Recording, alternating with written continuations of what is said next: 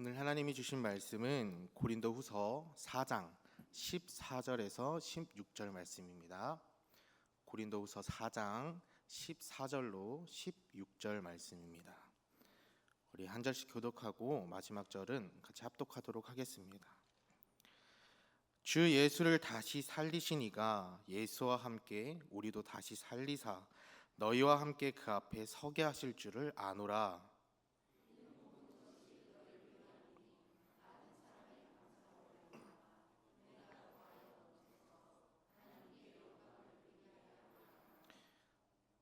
시작하십니다. 그러므로 우리가 낙심하지 아니하노니 우리의 겉사람은 낡아지나 우리의 속사람은 날로 새로워지도다.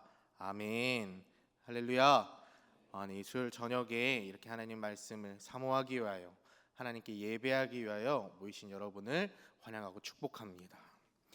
네, 우리가 오늘 말씀은 근본이라는 말씀 제목으로 우리가 함께 고린도후서 4장 하나님 말씀을 우리가 함께 보려고 합니다. 우리가 알고 있는 단어 근본의 뜻은 사물의 본질이나 본바탕이라는 뜻을 가지고 있습니다. 즉 어떠한 사물이 가지고 있는 진정한 의미를 말하는 것입니다. 그런데 이제 근본이라는 단어와 매우 유사한 단어가 있는데 그 단어가 바로 본질이라는 단어입니다. 본질의 뜻은 그것이 그것으로서 있기 위해 없어서는 안 될 것이라고 하는 뜻입니다. 물컵이 하나 있습니다. 물컵이 하나 있는데 그 물컵에 물을 넣고 마시면 물컵이 되는 것이고 그 물컵에 물을 넣고 꽃을 꽂으면 꽃병이 되는 겁니다. 그런데 아무리 물컵일지라도 그곳에 물이 아니라 다른 것이 아니라 쓰레기를 가득 채우게 되면 그 컵은 물컵이 아니라 결국에는 쓰레기 컵이 되는 것입니다. 마찬가지로 그런데 더 중요한 것이 무엇이냐면 나라는 사람 안에 분노가 가득하다면 나는 분노가 가득한 분노하는 사람이 되는 것이고 나라는 사람 안에 내가 가득하다면 이기적이고 주관적인 사람이 되는 것입니다. 하지만 나라는 사람 안에 그리스도가 항상 계시다면 하나님께서 항상 계시다면 저는 그리스도인이라는 사람이 되는 것입니다. 근데 더 중요한 것은 나라는 사람이 그리고 나라는 그릇이 어떤 그릇인 줄 알아야 한다는 것입니다. 내 자신이 질그릇임을 인정하지 아니하고 나는 좀 좋은 그릇이다, 나는 좀 고급진 그릇이다 라는 그런 교만, 그런 거만, 그런 생각이 내 안에 담겨져야 되는 것이 좀 고급스러우면 좋겠다, 나 아무거나 담지 않는 그런 그릇이다 라는 그 착각 때문에 결국 외적인 모습에만 신경 쓰며 그릇으로서의 본질을, 무엇을 담아야 하고 내포해야 되는 그런 그릇으로서의 본질을 잃어버리게 된다는 것입니다.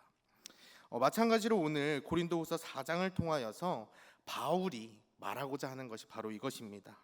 이때 고린도 교회에 자신의 야욕을 위해서, 욕망을 위해서, 그리고 자신을 좀 치켜세우고 자신을 자랑하기 위해서 본질을, 하나님의 말씀을, 복음을, 그 복음의 본질을 왜곡하여 말하는 거짓 사도들의 수가 점차 늘어나고 있었습니다. 그래서 그 거짓 사도들이 늘어남에 그 고린도 교회가 혼란을 맞이하고 있을 때 바울이 이렇게 편지를 썼는데 4장에서 바울이 첫 번째로 말하는 것이 바로 1절입니다. 우리 함께 1절 말씀 읽어보도록 하겠습니다. 그러므로 우리가 이 직분을 받아 긍휼하심을 입은 대로 낙심하지 아니하고, 아멘. 우리가 교회 안에서 직분을 받은 것이 나의 능력 때문이 아니라 나의 잘남 때문이 아니라 하나님께서 긍휼하심을 입히셨기 때문에 우리가 직분을 받아 사역하고 있음을 말하고 있는 것입니다. 바울은 다음 2절 말씀을 통해서 숨은 부끄러운 일을 버리고 속임으로 행하지 아니하며 하나님의 말씀을 혼잡하게 하지 아니하고 라고 말하고 있습니다. 이때 거짓 사도들이 자신의 야욕을 위해서 그리고 자신을 자랑하기 위해서 내가 사도 됐다고, 나 좀 사도 되는 사람이라고 자신을 드러내려고 하다 보니 하나님의 말씀을 혼잡하게 하고 또한 그 말씀의 본질을 왜곡하는데, 그것을 앞에 나타나서 그런 왜곡하고 하는 행동을 앞에서 대놓고 하는 것이 아니라 숨어서 뒤에서 은밀하게 했다는 것입니다. 그래서 이러한 것들이 그들이 거짓 사도들이 하는 행동들이 만약에 드러나게 된다면 사람들에게 많은 질타를 받을 것이고, 그리고 또한 수모를 당할 것을 알았기 때문에 그들이 숨어서 은밀하게 했었습니다. 그래서 이것을 숨은 부끄러움이라고 하는 것입니다. 우리 함께 3절 말씀 읽어보도록 하겠습니다. 만일 우리의 복음이 가리었으면 망하는 자들에게 가리어진 것이라. 아멘. 3절 말씀에서 말하는 것은 우리의 복음이 가리었으면, 그러니까 하나님의 그 복음이 가려졌으면 하나님의 복음이 잘못된 것이 아니라 거짓 사도들, 그리고 그 거짓 사도들의 말을 따르는 자들, 그들 자신으로 하여금 그 복음이 가려졌다고 말을 하는 것입니다. 마찬가지로 나라는 이 질그릇이 내가 질그릇임을 인정하지 않고 나 고급진 그릇이다, 나 자랑할 만한 그릇이다 라는 자신을 치켜 세우고 나라는 그릇에만 집중하다 보니 하나님의 복음이라는 보배가 들어와야 하는데 그 복음을, 그 보배를 보지 못하고 받아들이지 못하는 것입니다. 뒤에 말씀을 통하여서 여러분께 말씀드리겠지만, 나라는 질그릇에 보배가 들어오면 삶이 편해지고 탄탄대로이고 부유해지는 것이 아니라 사방으로 우겨쌈을 당하고 답답한 일도 생기고 박해를 받고 거꾸로 뜨림도 당하고 예수의 죽음을 짊어지어야 되는 삶을 살아야 된다고 말합니다. 그런데 이 사람들은 그런 삶이 살고 싶지 않은 것입니다. 왜냐하면 나라는 그릇이 잘났는데, 나 좀 고급진 그릇인데 내가 왜 그런 고난과 수모를 당해야 되고 내가 왜 그런 것들을 담아야 되냐. 자신이 그릇으로서의 본질로서 무엇을 담아야 하는 그런 본질을 행하는 것이 아니라 나라는 그릇이 너무 잘나니까 그 그릇에만, 그 외적인 모습에만 집중하고 있는 모습인 것입니다. 바울은 이러한 거짓 사도들의 행동과 그들이 가지고 있는 착각에 대하여 질그릇된 우리가 어떻게 행동해야 하는지 정확하게 설명해주고 있습니다. 우리 함께 5절 말씀 읽어보도록 하겠습니다. 우리는 우리를 전파하는 것이 아니라 오직 그리스도 예수의 주되신 것과 또 예수를 위하여 우리가 너희의 종된 것을 전파함이라. 아멘. 하나님의 은혜로 살아가는 우리가, 그리고 죽어 마땅한 나를 예수의 핏값으로 살게 된 우리가 나를 드러내는 것이 아니라, 나를 전파하는 것이 아니라 나를 살리기 위해 십자가 고난 당하시고 그 핏값으로 우리를 살리신 오직 예수 그리스도, 예수의 그 주 되신 것을 우리가 전파해야 한다는 것입니다. 왜냐하면 세상을 창조하시고 그리고 모든 만물의 주인이신 하나님께서 예수 그리스도를 알고 그리고 하나님의 영광을 아는 그 빛을, 그 은혜를 우리 마음에도 허락하셨기에 우리가 하나님이라는 그 보배를 나라는 질그릇에, 보잘것없는 나에게 허락하셔서 그 크신 능력이 우리에게 있지 아니하고 하나님께 있음을 우리에게 알려주셨기 때문입니다. 사랑하는 성도 여러분, 거짓 사도들이 왜 숨어서 은밀하게 계략을 짜고 자기를 드러냈겠습니까? 자신의 질그릇이라는 것을 인정하지 못한 겁니다.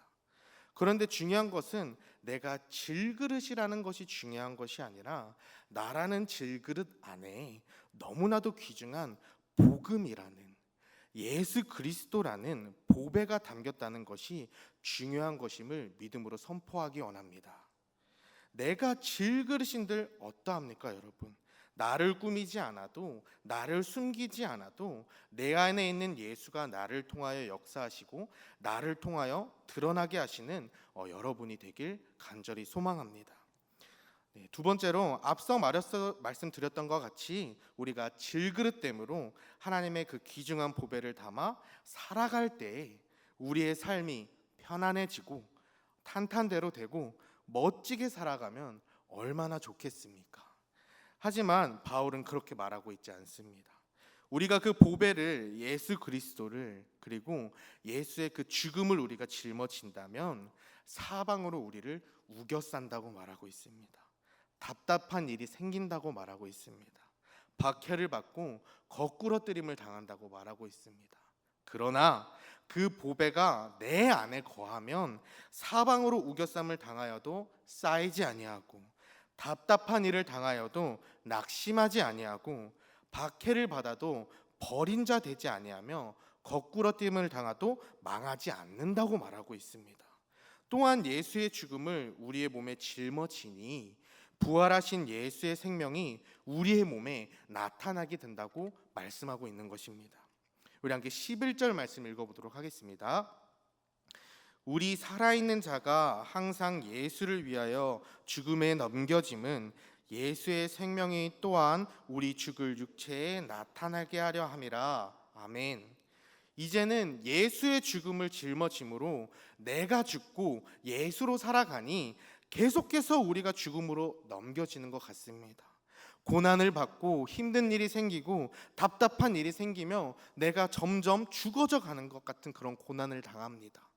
그러나 내가 예수의 죽음을 함께하니, 내가 예수의 죽음을 짊어지고 그 죽음에 동참하니, 고난에 동참하니 내가 죽어가는 것 같지만 예수의 생명이 우리 죽을 육체에 나타나게 됨을 우리가 꼭 기억하고 믿음으로 선포하길 원합니다. 우리가 이렇게 예수의 죽음에 동참하고 그 고난에 동참하니 이렇게 말씀하십니다. 주 예수를 다시 살리신 이가 예수와 함께 우리도 다시 살리사 너희와 함께 그 앞에 서게 하실 줄을 아노라. 이는 모든 것이 너희를 위함이니 많은 사람의 감사로 말미암아 은혜가 더하여 넘쳐서 하나님께 영광을 돌리게 하려 함이라. 그러므로 우리가 낙심하지 아니하노니 우리의 겉사람은 낡아지나 우리의 속사람은 날로 새로워지도다. 아멘. 사랑하는 성도 여러분, 주 예수를 다시 살리신 이가, 주 예수를 다시 살리신 하나님께서 예수 그리스도와 함께 우리도 다시 살리시겠다고 말씀하고 계십니다. 구원의 기쁨을 누리고 나누며 예수님 앞에 우리가 함께 설 수 있다고 말씀하십니다. 하나님께 영광 돌려야 되는데 내가 그렇게 못하겠고 내가 용기가 없어서 못하겠어도 나를 통하여 은혜가 더하여 넘쳐서 하나님께 영광 돌릴 수 있게 나를 사용하시겠다고 말씀하십니다. 여러분, 고난에 낙심하지 마십시오. 내 안에 담겨져 있는 것이 예수인데, 내 안에 담겨져 있는 것이 예수 그리스도인데 질그릇인들 우리가 어떠합니까? 나를 숨기고 나를 치장할 필요가 없는 것입니다. 우리의 겉사람은 낡아질지언정 속사람은 날로 날로 새로워질 줄 믿습니다. 우리 함께 요한복음 16장 33절 말씀 함께 읽고 우리 말씀 마치도록 하겠습니다. 이것을 너희에게 이르는 것은 너희로 내 안에서 평안을 누리게 하려 함이라. 세상에서는 너희가 환난을 당하나 담대하라, 내가 세상을 이기었노라. 아멘. 우리가 함께 찬양하기 원합니다. 우리